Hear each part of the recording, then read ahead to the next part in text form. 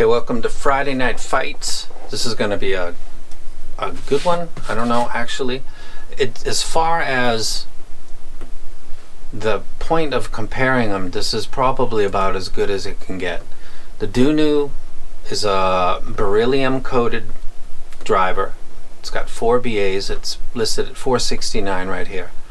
The FiiO FH7 is 4 BA and 1 dynamic, which is the same, and it's listed as $449. So we got a $20 gap between these two, and they're the same basic design, and they both got 13 point something beryllium coated drivers.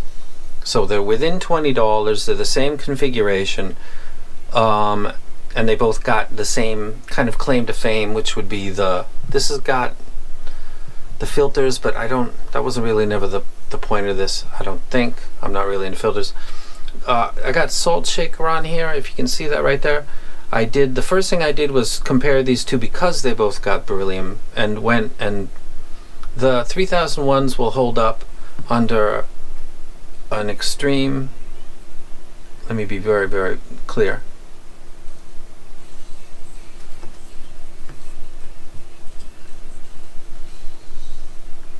It's at 16 dB at 60 Hertz. That's quite a slope. And the Dunus will take it fine, and the FiiOs are crackling. The FiiOs start crackling when I get past like 12 dB. And this might be related to the whole problem. Before, I'm listening to something. I just noticed this today. See that right there? Look at it closely. It's the same thing. It was probably sold on the same year, the year it was released. 2500 yen. Da-dan-dan. Cool. I did not know that till today. So let's start with the bass. Using an extreme, using the DX160, I just showed you exactly what I did. The track that I'm using is Salt Shaker by the Yin Yang Twins. Crank it up. Which one chokes first? The FH7 chokes first. Who cares? It's just something that you can check. It's not questionable. It's off the same DAP, playing the same file, by the same person at the same sit down, and the FH7s are crackling and the 3001s are not. These two sets, as far as these are really good in another way. You get the Dunus and you get the connects. You know, you get the 4.4, the 3.5 Pro, and then the 2.5. So you get 3 balanced versions right there.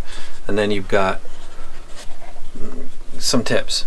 Not a big deal, but it's you don't ever need to change. So that's a nice little package that you get right there.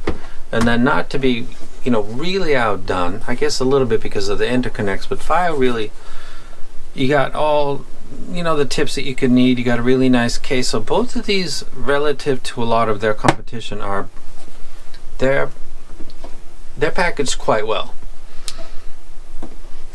and they're priced within $20. So this is really I don't think I'm going to have comparisons in the future that are so running in parallel. They're so similar.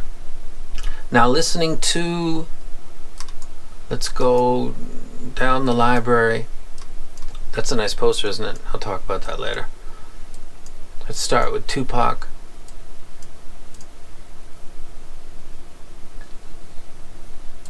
Ambitions as a Rider. This is one of the first tracks that I usually listen to. As people who know, when I did DAP reviews, you usually saw it as the photograph that was on the DAP when I was doing my unboxing.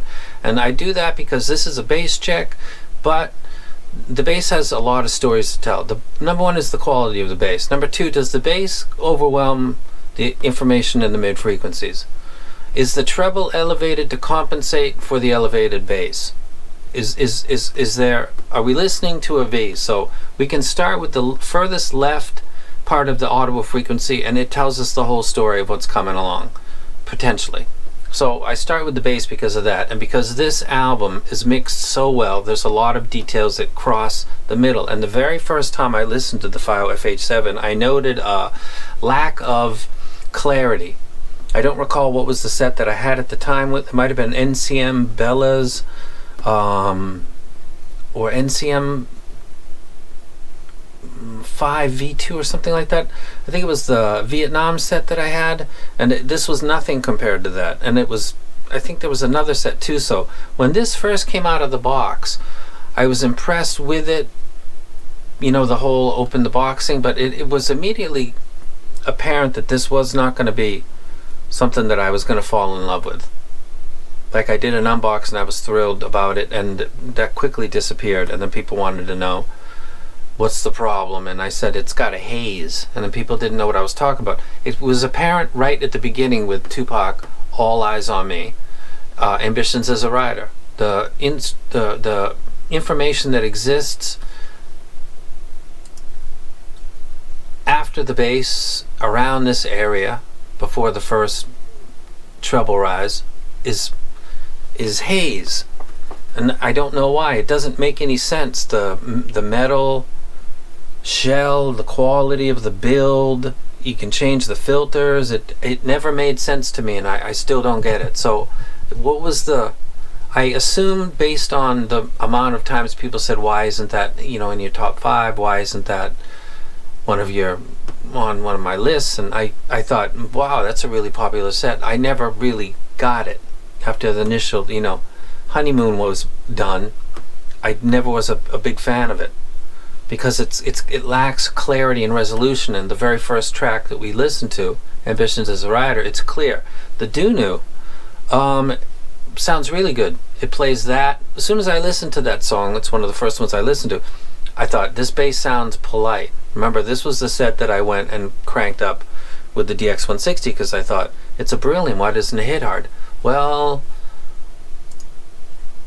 I guess like the FiiO, it's not really bass dominant, even though the FiiO's got the S something or super turbo something going on, and the Dunu's also got, I think, a backplate with some kind of something going on that's supposed to enhance or do something with the bass. On the Dunu, it's a polite, almost too much, but I'm a bass head, so most people are notched down for me as far as what they want for bass. That's why I like the Belon so much. A lot of people love that, but sometimes say it's too much bass. Both of these, the bass will go higher on the Dunus, and its sound is better because I'm listening to the mids related to the bass immediately when I'm listening to anything, because I don't listen to test tones. So in the bass, it would be the Dunu over the FH7, and this is where the kind of the problem starts, and it never recovers, and I don't really quite know why.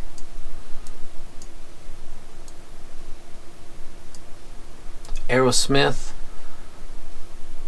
No More, No More, the cymbal strike, the piano, Steven Tyler, the piano in particular sounds, listen to this stuff, man. You can please comment if you got different. I might actually have a set that's not great. After I do this video, I'm going to check on the internet and see what the reviews were. I know the people that say stuff is great, but there's a few out there that actually give straight up reviews. So what was the thought? There seems to be a lack of clarity. The piano on this sounds good. It's not the greatest playback of the piano, but it is quite good. It sounds accurate, like how it's supposed to be. So this, I guess I would say that actually is good. This doesn't. The piano sounds like I can hear the keys that are on the lower notes and the higher notes, because there's a little bit of emphasis, and then the keys that exist. Piano's great, like I said. It's basically the fundamental harmonic range covers your whole hearing range. It's the ultimate instrument for judging stuff. So when you've got somebody doing a Jerry Lee Lewis kind of banging on the keys at different parts and points of the keyboard, and sometimes going all across it, it sounds like he's banging in the middle mostly, which means when the mids sound recessed, they sound further back, and they're already mixed back. And on this set, though the graph, this is why graphs have a spot in the hobby, but they shouldn't be the almighty, because according to this graph, the Dunu 3001 Pro is dipping a little bit, and the FH7 is not. The FH7 hits a little flat plateau right there, and then it goes into a it creeps up. There's no reason, according to that graph, that I should be noting some audible deterioration of the keys that lay across the middle of a piano. There's nothing there saying that, but that's what my ears say. And this actually sounds better than that. The resolution quality of the 3001 is better than FH7. Listening to this particular song, I don't know how it's possible to be more specific. In the end, this is opinion, but I'm using music to give you my opinion. Why is this? Have I been saddled with a set that was a little bit not that great when it was created? What they said in automobiles is a lemon. It's possible, because I've not understood why so many people really dig this set. Is this a set that's going through the honeymoon phase? Actually, no. I actually had something that's not, it's private, but there's a reason to like, but it sounds better. Across the mids, the piano, using this track. No more, no more. It sounds better.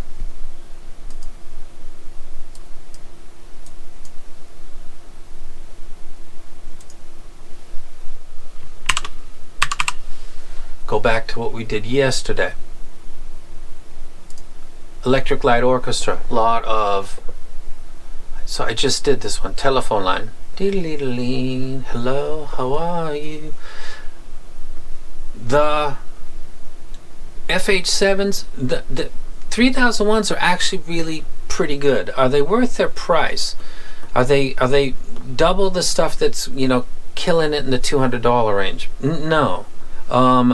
But they're better than the 4000 ones, which is more expensive, and they seem to be more balanced for more types of music than the 2000 ones. So this would be, you know, of the DK series, it would be the set that I wreck, and I do wreck. This set has a lack of clarity that goes all around. It's the treble is not that clear. It's most clear in the mids, because that's where you're most used to having stuff. The treble is where stuff can be piercing or fatiguing. I'm not getting fatigue from either of these two. Like, oh, that could be a problem after an hour or two. Neither one of these play this song, Telephone Line by Electric Light Orchestra, in a manner that makes me think, you know what, after about an hour I think I'd be a little bit tired of that. Not at all. These both play okay. It's the resolution. It's the 3001 compared to the 4001, which was a jaw dropper, because that was a resolution issue. Or I said that I would burn that in, but I'm not burning stuff in, because I don't even believe in that. But that's what I thought, because you know, I'm cranking up the volume. I'm trying to do everything I can for the 4000 ones. It wasn't working out. These resolved details better than the 4001 did. Why? I don't know. This is a set that's been suffering from resolution for a long time, so it's not been on my list, and it goes against something that just beat its bigger brother. This is on a different level. This wins. It's got a bigger stage on that. God, what was that track that I was talking about? I should use different tracks and everything if I can, so I can introduce people to music. There's a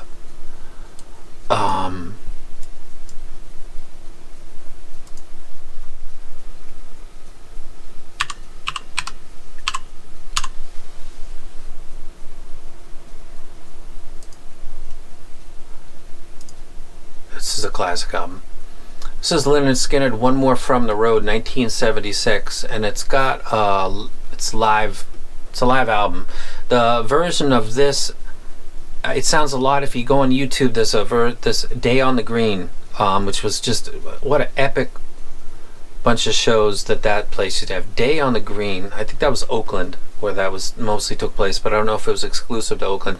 They play that. You got dueling guitars doing an absolutely amazing solo in this song, and you can see a live version of it, Day on the Green, on YouTube, and I recommend you go check that out, because it's just amazing. What an absolutely fantastic group. Absolutely fantastic. People think these are just, you know, Southern boys, Southern rock. Man, they were jamming. They blew somebody out of the water. I think the Who. I think they opened for the Who when they're first coming up, and they had slight problems because they were getting called back more than they should have for the Who's comfort. I'm pretty sure that's who that was, the Who that they were opening for. This has got the left right stuff where stuff rises. Oh no, I'm sorry. Anyway, that if you listen to this, you can hear people calling Freebird left right, but the one that I was listening to was actually, now I remember it, was Frampton, Peter Frampton. Do you feel like we do? When he starts doing that voice box, that it's got the tube that's going into his mouth, and that's no joint, and here's a joint. Here's your joint. Whose joint? Whose joint? Whose joint? Whose joint is that? And then you can hear people on both sides, on the left and right, kind of coming up, rising and falling. On the DK3001, it was notable because they really actually sounded literally to the left and to the right, which is not really how it usually sounds. It's usually kind of this projection thing. It prevents you from having that whole... The Chesky Records is a good sense. This actually sounded like a wide set.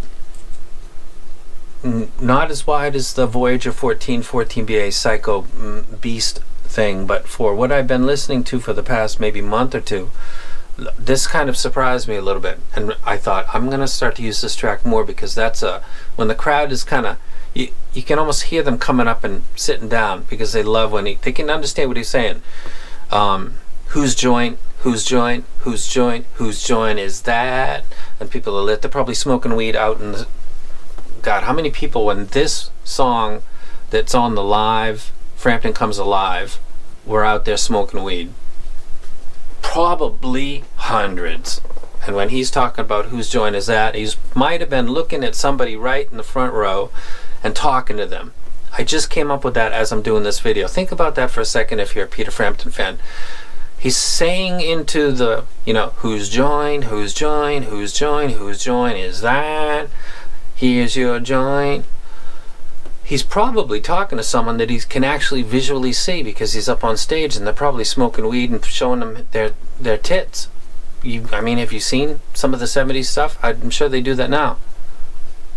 He was probably that just came to me. That dude was probably looking at somebody and asking them literally, whose joint is that?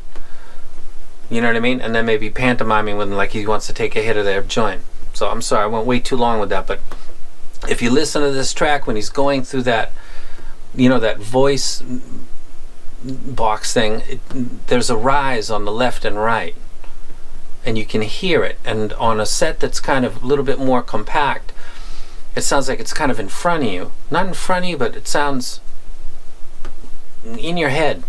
And on this 3001 set, it sounds out of your head. It sounds out on the left and out on the right. An impressive little feat for this set, actually. The FH7s don't do that. They don't have that kind of... These are just... I don't know what happened, man. Someday maybe I'll do an exchange with my Patreons and I'll say, send me your FH7s, and I'll do a re-review of another set, because this doesn't match. The bass is the indicator for everything that follows. There's the mids don't sound clean. The treble doesn't sound great. There's no sense of space. The frequency graph doesn't give any... It's got a fucking elevation, 9.5. That's the kind of thing that gives you the false psychoacoustic thing. It doesn't do that at all, actually. That does not bother me. It does on the F9. It's literally about the same exact point, the peak at the F9. But this doesn't do that because it doesn't have the clarity to spike my ear. So I'm not bashing on the FH7, but listening to that and then listening to it compared to 3001, it just was reminding me of why I never got into this set. There's something up with it. I don't know what it is. So this is going to be not a full battle where I'm going to do the whiteboard, because I actually got it right below me. You've seen it. I put it up over there where I can write down the mids, the bass, mids, treble, stage, and resolution, and then other notes. I didn't even get that far because the FH7 is not that great. So if you got the FH7 and you've been asking forever, I guess I got a bad set. Let's limit it to the music that I just, Peter Frampton, ELO, Telephone Line, Tupac, Ambitions as a Rider, Aerosmith, No More, No More. Listen to those tracks, and if you got the 3001, are you taking that set? I'm not. Is it because there's something up with my set? I don't know. I can't say, because it's been this way pretty much from the beginning. This isn't the 3001 coming and stealing this thing's lunch. This thing never brought its lunch. I don't know. They're within $20 of each other. I'd recommend you get the Dunus if you're deciding between the two. So that'll be it for today. It'll be more detailed next time, because I think it's going to be I think the Spring 1 versus the Shozy 1.1 is actually a good battle. Or you can recommend another battle in the comment section, and I'll go ahead and consider that. Maybe do a poll in the community section, then you guys can decide. So this is a process, because I got to order this stuff from America. I live in Japan, but I've designed in my head what's going to happen with this. The lighting's going to improve, change, not necessarily be brighter, but it's going to be a little bit different. Pink Floyd 19, that quality of that poster blew me away. They had it wrapped up in this beautiful, and then stuck in one that was stuck in another, and man, really, really nice. Pink Floyd 1972, May 1st, New York, Carnegie Hall, live on stage. Of course, Waters gets top billing, Gilmour, Mason, and Wright. It's obviously not alphabetical order, and Waters had his, this is my band thing going on. That poster's just dope. And then I've got the album holder with a Harvest, UK Harvest edition of the original LP. I've got other stuff that's going to go across. I got something that, because of the angle of my view, you can't catch it because of the speaker, but I got something it's one of those narrow it's pretty dope. Then I got something for over there, because the other idea isn't going to work out. And then there's going to be some other stuff hanging around. So this is going to be just dope. It's slowly growing like a virus of music, a happy, awesome music virus. And Tupac's going to sit right there. I want to be able to look at him. I don't want odd reflections on it, so that's going to stay right there. And then my amp and DACs are going to go where this table is extended to the left, and I'll start doing reviews. Well, I'll be kicked to the left sometimes, because I'll be looking over at what I'm doing. So there's actually a lot coming. I've got the... Can you remember what the old Fearless used to come in, like that little girl box that looked like it was for God, I don't even want to say that on YouTube. Looked like women's stuff. And that, this is not the unbox, but I just wanted you to get a look at it, how different this is. I've already opened it up. I've actually,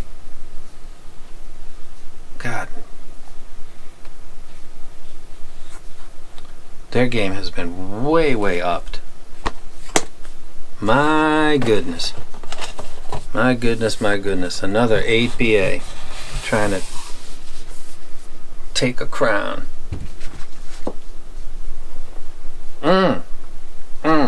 So I'm going to go ahead and cut that out.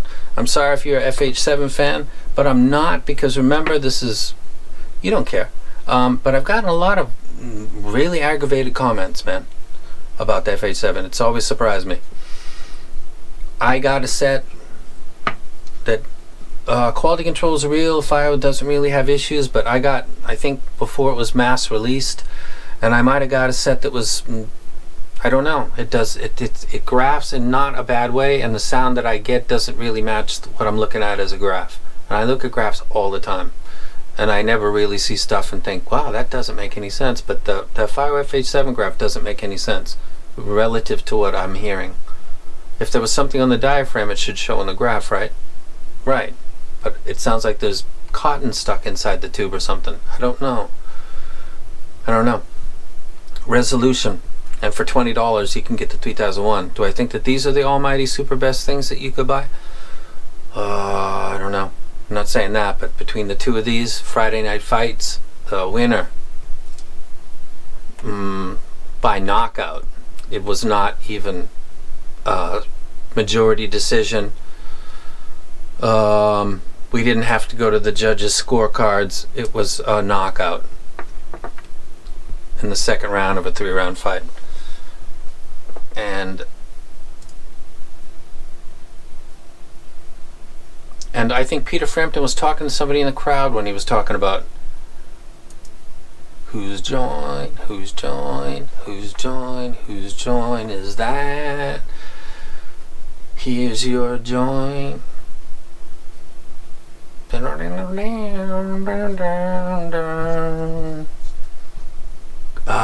gonna actually jam that when I'm done. I'm out.